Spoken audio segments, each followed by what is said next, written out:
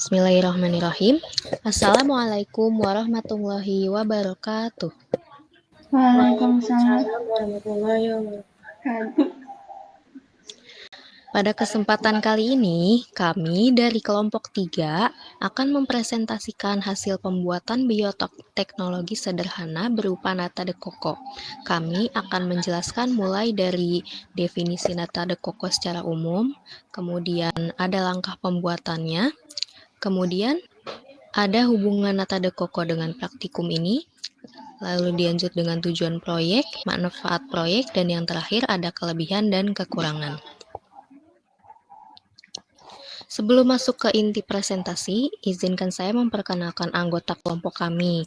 Di sini saya bersama Rizda Lutfidaiyah, terus ada Dinda Setiani, ada juga Syifa Putri Dima, dan ada Muhammad Fadilah. Baik, untuk mempersingkat waktu, saya akan mempresentasikan terkait dari definisi nata de coco secara umum.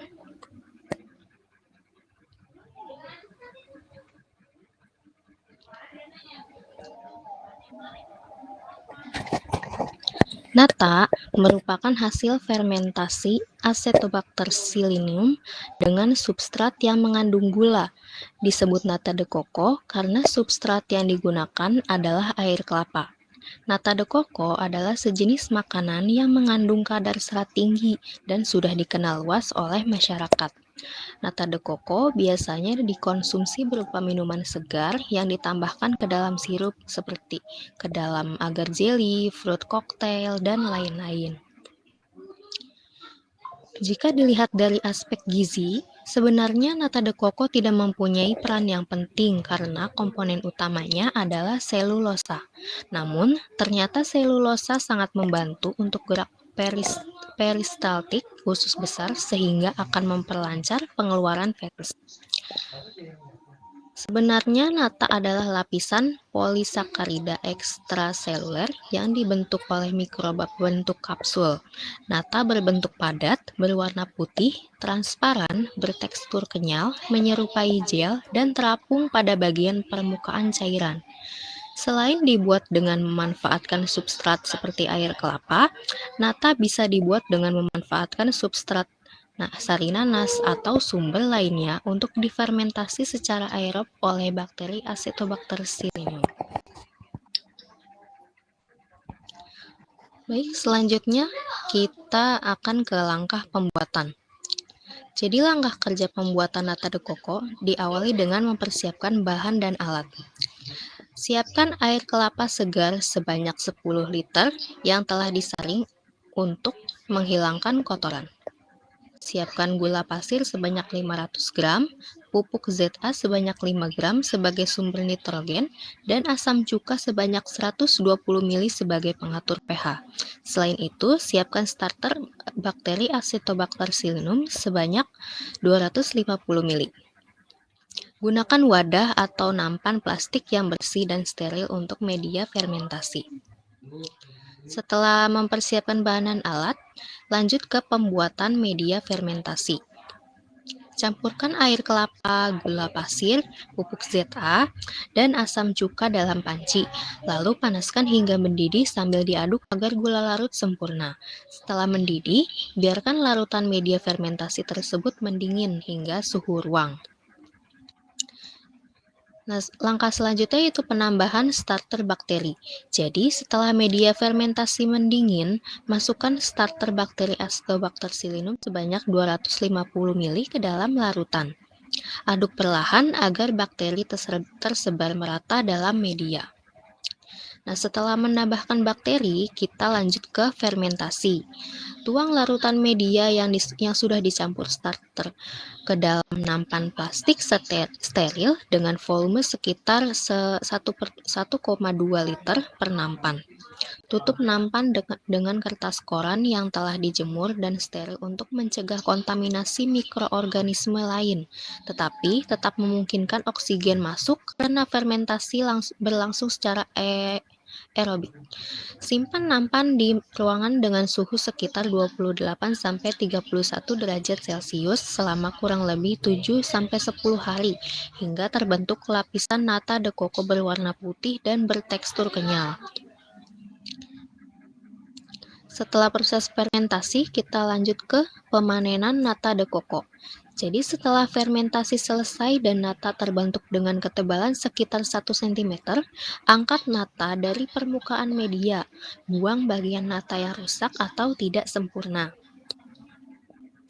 Lanjut ke proses pencucian dan perendaman. Cuci nata de coco dengan air bersih untuk menghilangkan sisa asam dan bau yang tidak diinginkan. Rendam nata dalam air bersih selama 1-2 hari. Ganti air rendaman setiap hari untuk menghilangkan keasaman lebih optimal. Nah, langkah selanjutnya yaitu pemotongan dan perebusan. Potong nata de coco menjadi bentuk dadu atau sesuai selera. Rebus potongan nata ke dalam air mendidih selama beberapa menit. Buang air rebusan pertama untuk menghilangkan bau dan rasa asam. Rebus kembali dengan menambahkan sirup atau gula untuk memberikan rasa manis dan memperpanjang umur simpan produk. Nah, yang terakhir itu penyimpanan dan pengemasan. Setelah perebusan nata de coco siap dikemas dalam wadah kedap udara atau dikemas dalam bentuk minuman cup. Simpan pada suhu ruang atau lemari pendingin agar tetap segar dan tahan lama. Baik, itu dia penjelasan mengenai definisi nata de coco dan langkah pembuatannya. Kita lanjut ke hubungan nata de coco dengan praktikum ini yang akan disampaikan oleh teman saya. Terima kasih. Oke, yang selanjutnya itu ada nata de coco, yaitu hubungannya dengan praktikum. Nah, jadi nata de coco itu adalah produk fermentasi yang terbuat dari air kelapa yang difermentasikan dengan bantuan bakteri Acetobacter silenium. Nah, jika dihubungkan dengan praktikum, hubungan nata de coco dapat dikaitkan dengan beberapa konsep. Yang pertama itu ada fermentasi. Nah, dari praktikum nata de coco itu dapat membantu memahami kita untuk proses fermentasi dan peran bakteri dalam menghasilkan produk yang berguna. Kita juga bisa mempelajari bagaimana bakteri Acetobacter silenium mengubah air kelapa menjadi nata de coco melalui proses fermentasi. Yang kedua, mikrobiologi. Praktikum ini dapat membantu kita untuk memahami peran mikroorganisme dalam proses fermentasi dan produk nata de coco. Kita juga dapat mempelajari tentang karakteristik dari bakteri Acetobacter silenium dan bagaimana mereka berperan dalam proses fermentasi. Nah, yang ketiga itu ada bioteknologi. Praktikum nata de coco dapat membantu kita untuk memahami bagaimana cara mengaplikasikan bioteknologi dalam produksi makanan dan minuman. Selain itu, kita juga dapat mempelajari bagaimana teknologi dari fermentasi dapat digunakan untuk menghasilkan produk yang berguna dan bernilai dalam ekonomi. Ya, mungkin itu hubungan dari nata de coco dalam praktikum ini. Selanjutnya, tujuan dari praktikum ini yaitu yang pertama, mengetahui proses pembuatan nata de coco melalui fermentasi air kelapa. Yang kedua, mengamati peran mikroorganisme yaitu bakteri Acetobacter silenium dalam membentuk lapisan nata. Yang ketiga, memahami prinsip dasar bioteknologi dalam kehidupan sehari-hari.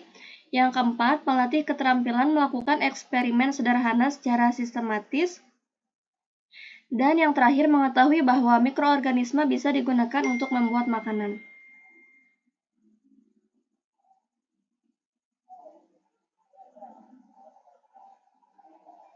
Boleh dilanjut ke manfaat. Selanjutnya ada manfaat praktikum membuat nata de coco. Praktikum membuat nata de coco ini tidak hanya sekedar membuat produk makanan fermentasi, tetapi memiliki banyak manfaat yang sangat berharga terhadap pengetahuan dan juga keterampilan. Pertama, praktikum ini sangat bermanfaat dalam meningkatkan pemahaman ilmiah, khususnya mengenai proses fermentasi. Selanjutnya, praktikum ini juga mengembangkan keterampilan praktis, mulai dari memilih bahan baku yang baik, menyiapkan media fermentasi dengan benar, hingga menerapkan teknik sterilisasi dan mengendalikan kondisi fermentasi agar hasilnya maksimal. Selain aspek teknis, praktikum membuat nata de coco ini juga membuka ruang bagi kreativitas dan inovasi seperti membuat variasi rasa, mengubah bentuk produk, dan berinovasi dengan teknik pengolahan yang berbeda. Nah, dari sisi kesehatan, metode Koko ini menyajikan produk yang berkalori dan kaya serat, sehingga baik untuk sebagai makanan ringan sehat dalam. Nah, manfaat lain yang tidak kalah penting adalah membuka wawasan peserta tentang potensi wirausaha. Metode Koko ini merupakan produk yang cukup populer dan memiliki pasar yang luas baik untuk konsumsi rumahan maupun industri kecil. Terakhir, praktikum membuat metode Koko ini merupakan contoh pembelajaran multidisipliner karena menggabungkan ilmu biologi, kimia, teknologi pangan, dan kewirausahaan.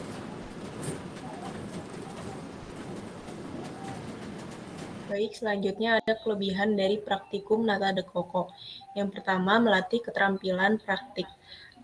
Memberikan pengalaman langsung dalam mencampurkan bahan, menjaga kebersihan, dan memahami proses fermentasi. Yang kedua, mempermudah pemahaman konsep bioteknologi. Konsep seperti fermentasi dan peran mikroorganisme seperti Acetobacter psilinum dapat dipahami lebih mudah melalui praktik. Yang ketiga, bahan dan alat mudah didapat, seperti air kelapa, gula, dan bakteri starter yang bisa ditemukan dengan harga yang terjangkau. Untuk kekurangannya, yang pertama, ada waktu fermentasi yang cukup lama. Proses membutuhkan waktu sekitar 7-14 hari, sehingga hasil tidak bisa langsung terlihat. Yang kedua, ada resiko kontaminasi tinggi. Jika proses tidak steril, nata bisa gagal karena terkontaminasi jamur atau bakteri lain. Yang ketiga, butuh tempat penyimpanan yang sesuai. Diperlukan ruang yang bersih, tenang, dan suhu stabil selama proses fermentasi. Yang keempat, starter bakteri harus disediakan dan aktif.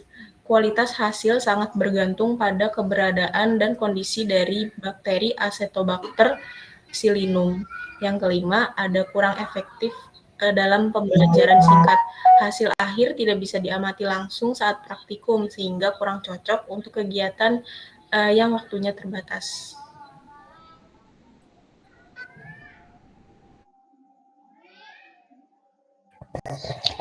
Baik, demikianlah presentasi dari kelompok kami mengenai pembuatan bioteknologi Nata de Coco.